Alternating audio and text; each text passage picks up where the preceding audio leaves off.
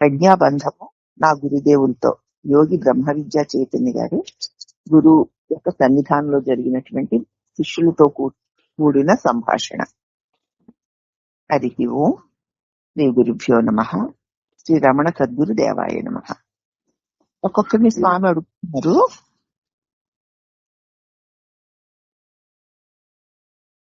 గురువు గారు మీరు నేను అంటున్నారు, నేను గారు అంటే ఏమిటి అని విచారణ చేస్తున్నారా అని అన్నారు. అన్న తర్వాత మళ్ళీ మీరండి అని రమణానంద స్వామి వైపు కూడా చూశారు.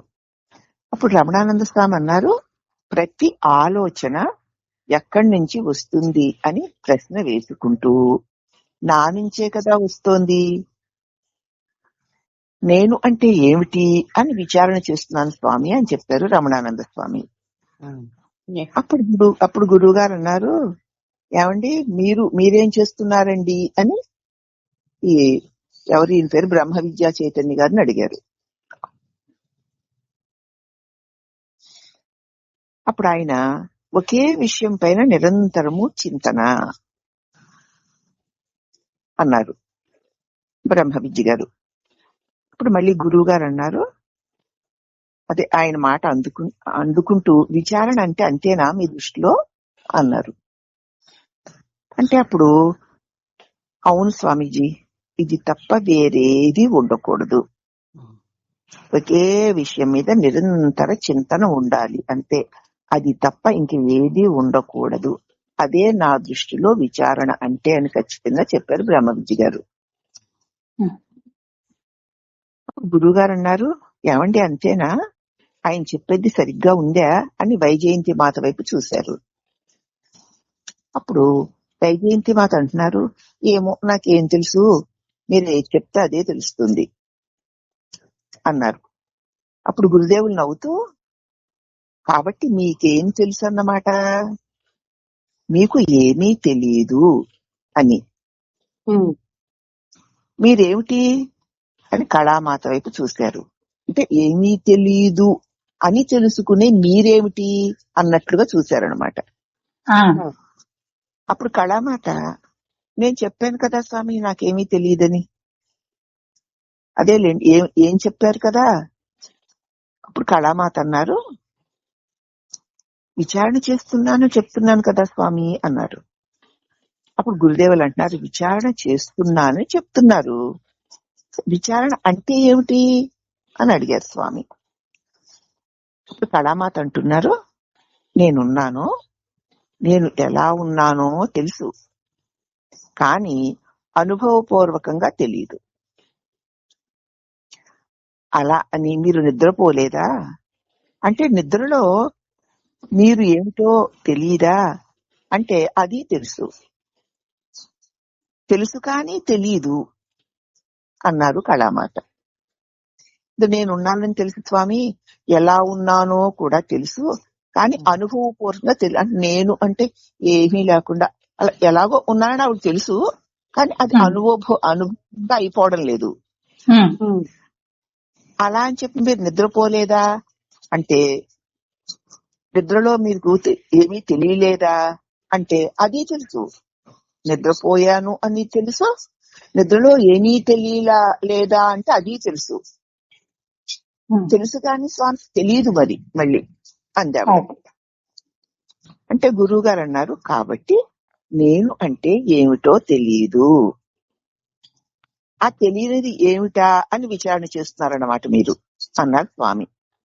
నేనంటే ఏంటో నాకు తెలియదండి, ఆ తెలియంది ఏంటో దాన్ని మీరు విచారణ చేస్తున్నారా అన్నారు.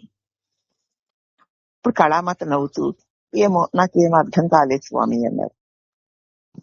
అప్పుడు గురుదేవులు అన్నారు, నేను అంటున్నారు ప్రతి వాళ్ళు, నేను అనేది ఎక్కడి నుంచి వస్తుంది అని విచారణ చేస్తున్నారా మీరు అంతేనా అన్నారు.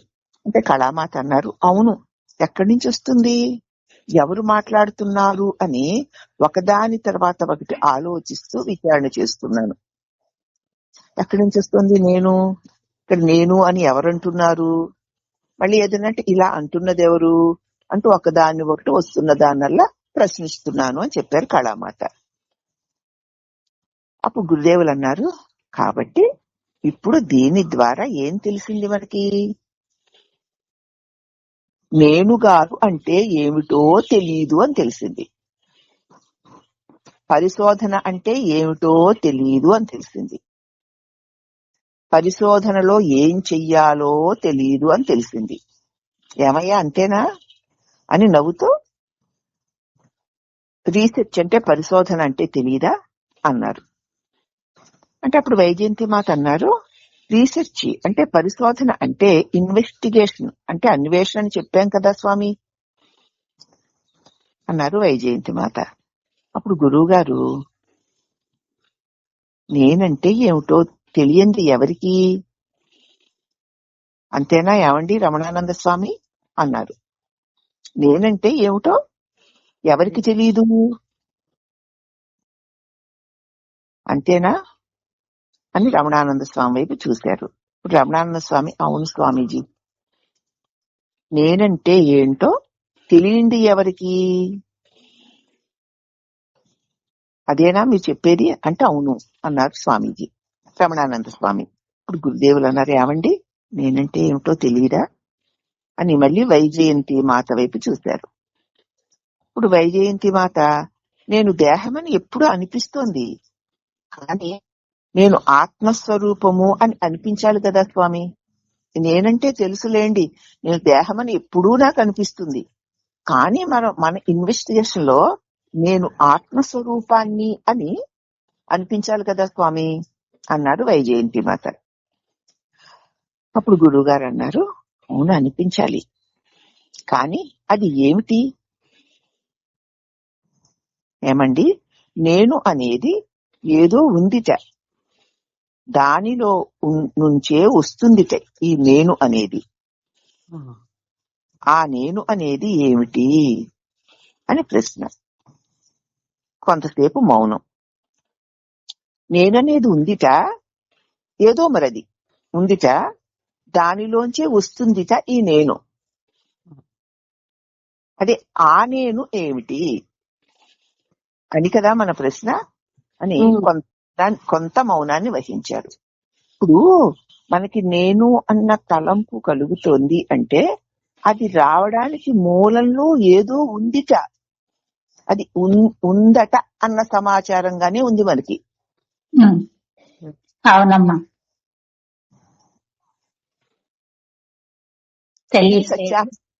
అది సత్యాహము, అది ఇది, అది తెలివని మనం పెట్టుకున్నాం పేర్లు.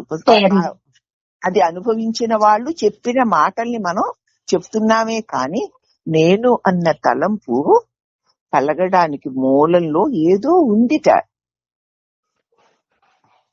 దానికి వారు వారి అనుభవానికి తగిన పేర్లు పెట్టారు, సత్యాహమని, లేకపోతే అదే మూలమని, అదే శక్తి అని, అదే ఏదో పెట్టారు వాళ్ళందరూ.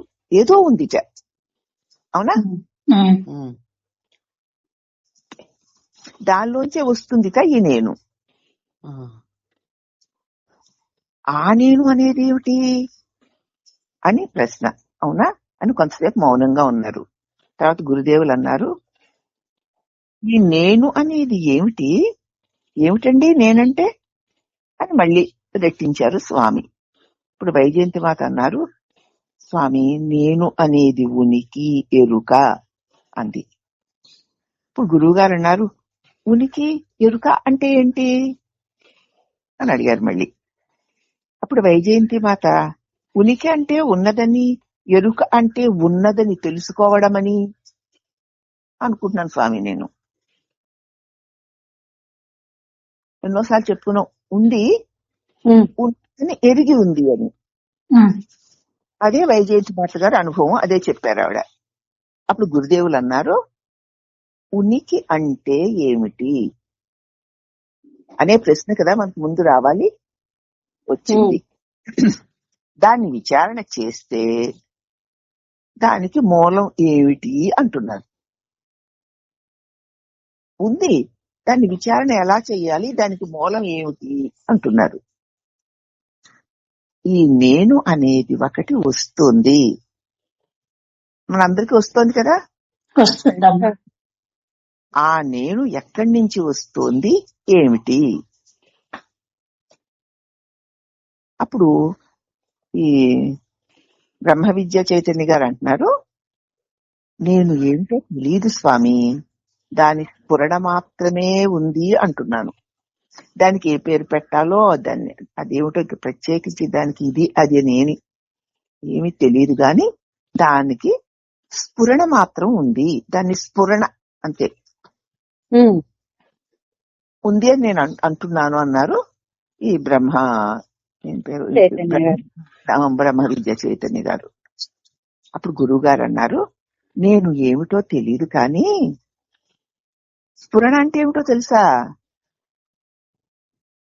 కాబట్టి నేను దగ్గరికి వచ్చిందనమాట. నేను అంటే ఏమిటో, దాని స్ఫురణ అంటే ఏమిటో. ఏమండి, నేనంటే ఎక్కడి నుంచి వస్తోందండి అన్నారు. ఇప్పుడు రమణానంద స్వామి అన్నారు, అది అనుభవపూర్వకంగా తెలుసుకోవాలి స్వామి అన్నారు. అప్పుడు గురువు గారు అంటున్నారు, తెలుసుకోవాలి. ఆ తెలుసుకోవడం అంటే ఏమిటి? మళ్ళీ అది ప్రశ్నే కదా. అప్పుడు మళ్ళీ రమణానంద స్వామి అన్నారు, తెలుసుకోవడం అంటే తెలుసుకునే ప్రయత్నం చేయడమే కదా స్వామి అన్నారు. అప్పుడు గురువు, సరే మరి ఆ ప్రయత్నం అంటే ఏమిటి? ఎవరో చేస్తున్నారు కదా, అది ఎవరు? నేను అనే పరిస్థితి ఎక్కడి నుంచి వస్తోంది అనేది తెలియడం లేదు. నేను అనేది ఒకటి ఉంది, కానీ ఏమిటది? నేనును గురించిన పరిశోధనలో మనం నేను దగ్గరికి వచ్చాం. ఇప్పుడు కేవలం నేను దగ్గరున్నాం, నేనుకి సంబంధించిన యువతలి పార్సల్లో ఉన్నది ఏదీ లేదు. మనం అన్నిటిని వదిలేసి ఇప్పుడు డైరెక్ట్ గా నేను దగ్గరికి వచ్చాం. నేను గారు అంటే ఏమిటి, ఎవరు అనే దగ్గరికి వచ్చేసామా మరి మనం? స్ఫురణ అనే పదం ఉపయోగించారు ఇక్కడ. అది అందరికీ వర్తిస్తుంది. ఆ నేను అని అందరికీ వర్తిస్తుంది. స్ఫురణ అంటున్నారు కదా, స్ఫురణ అందరికీ వర్తిస్తుంది. కానీ అది ఏమిటి?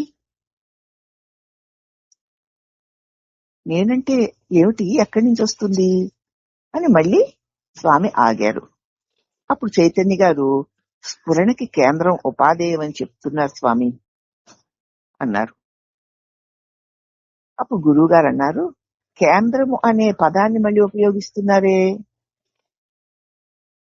అప్పుడు చైతన్య అంటున్నారు, హృదయం అని అంటున్నారు కదా స్వామి, ఏదో ఒకటి అంటున్నాం కాబట్టి దాన్ని కేంద్రం అన్నారు కదా స్వామి. అప్పుడు గురువు గారు, హృదయం స్ఫురణ అంటున్నారు కదా, ఆ అంటున్నది ఎవరు, స్ఫురణ అంటే ఏమిటి అనే ప్రశ్న కదా వచ్చింది మనకి. కానీ ఎవరు ఈ ప్రశ్న వేస్తున్నారు అని కొంతసేపు ఆగారు. ఇప్పటికి మరి ఏమైనా మీకు చిన్న స్ఫూర్తో స్పృహో కలిగితే దీని లోపల అంతరార్థం తెలుసుకోవాలి. ప్రశ్నించేవాడు ఎవరు? స్ఫురణ అంటున్నారు కదా, ఆ స్ఫురణాన్ని అంటున్నది ఎవరు? అసలు స్ఫురణ అంటే ఏమిటి అన్న ప్రశ్న వచ్చింది కదా. స్ఫురణ అంటే ఏమిటి అని ఎవరు ప్రశ్న వేశారు అని కొంతసేపు తర్వాత మళ్ళీ గురువు గారే చెప్తున్నారు, ప్రొద్దున్నే లేస్తాం మనం, సూర్యుడు ప్రకాశిస్తాడు, సూర్యుడు ప్రకాశిస్తున్నాడు బ్రహ్మాండంగా అంటే అప్పుడు వైజయంతి మాట అన్నారు, ఓహో నేనుగారంటే స్వయం ప్రకాశం అన్నమాట అన్నారు. అప్పుడు గురువు గారు అన్నారు, అదేనండి, ఆ ప్రశ్న వేసింది ఎవరు అంటే నేనే కదా స్వామి. గురువుగారు అన్నారా, నేనుగారే. నేనుగారంటే ఎవరు? ఈ నేనుగారంటే ఏమిటో తెలుస్తుంది, దానికి స్ఫురణ ఉంటుంది. కానీ ఏమిటది? ఈ పద్ధతి అందరికీ ఉంది కదా, అందరికీ ఉంది. నేనంటున్నారు దానికి స్ఫురణ ఉంది, నేనంటున్నారు దానికి స్ఫురణ ఉంది, అవునా? కానీ ఎవరికి తెలియట్లేదు. నేనంటే నేనే అంతే తప్ప నేనంటే ఎవరైనా ఆగితే దానికి స్ఫురణుంది అని ఎవరికి తెలియట్లేదు. ఆ స్ఫురణ వల్లే నేను, నేను వల్లే నేను. కానీ అందరూ నేనంటే నేను అన్న అడ్రస్ తోటే వ్యవహారం చేస్తున్నారు తప్ప నేనంటే ఏమిటని ఎవ్వరూ ప్రశ్నించట్లేదు. దానికి నేనుంటుంది, దానికి స్ఫురణ ఉంటుంది. కానీ అది ఏమిటి? ఈ పద్ధతి అందరికీ ఉండేదే గాని ఎవరికి తెలియదు. మళ్ళీ కొంతసేపు మళ్ళీ మౌనం. తర్వాత మళ్ళీ గురువు గారు అంటున్నారు, సరేలేండి, ఆత్మ అంటే ఏమిటి, స్ఫురణ అంటే ఏమిటి? విచారణే, విచారించాలిట. విచారణ చెయ్యాలట. కానీ ఎలా విచారణ చేసేవారు? ఇప్పుడు కళామాత అన్నారు నేనే కదా. అప్పుడు గురువుగారు మళ్ళీ నేనంటే ఏమిటి? మళ్ళీ కొంత మౌనం. అంతటా అంతటా అంటారు, అంతటా వ్యాపించి ఉంది అంటారు. అంతటా అంటే ఎంతటా? అసలు అంతటా అంటే ఏమిటి?